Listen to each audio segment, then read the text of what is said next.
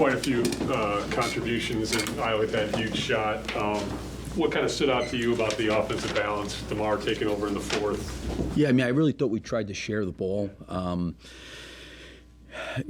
think 27 assists on the number of threes that we generated, that we just didn't shoot the ball particularly well. But I give our guys credit. We hung in there defensively. I thought we did a really good job, on Simons and some of their other guys collectively as a group. But I think offensively, the things we were trying to do were good. We just had a hard time shooting tonight, and it happens. But I was pleased with the way we continued to compete defensively. And listen, at the end of the road trip, it was tough. There was emotional loss against Phoenix, and I think we were really disappointed with the way we played against the Lakers. And you're closing out the road trip here. It's a hard place to play here. So I give our guys a lot of credit. Just finding a way to make enough plays when our shooting wasn't great. I talked to Julian briefly before the game. He said you told him just be yourself. And what is it about him that he just kind of seems unfazed by the moment? Obviously he's going to make some rookie mistakes, but he just seems like he's ready for any opportunity you give him. I think for himself, and I don't mean this critically of him, but he plays in a very, very small box for himself. He's a really good cutter. He's really good athletically on the glass. He does things he knows he can do. He's obviously a terrific athlete.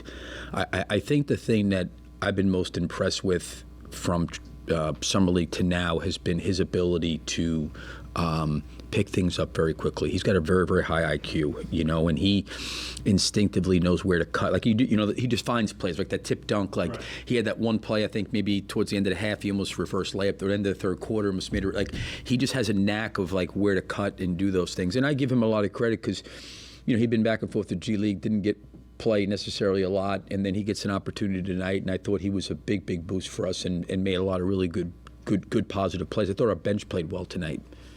Looked really confident with some of those catch and shoot threes, even if they didn't all go in. Yep. Just kind of where do you think he's at in terms of progress with that shot? Yeah, I mean, I think for all of our guys, we're trying to encourage them, to be ready to shoot. I think there's been times when we've talked about this, we've bypassed too many open shots, and I don't think any of our guys are hunting shots or selfish players. They want to win, they want to do the right things.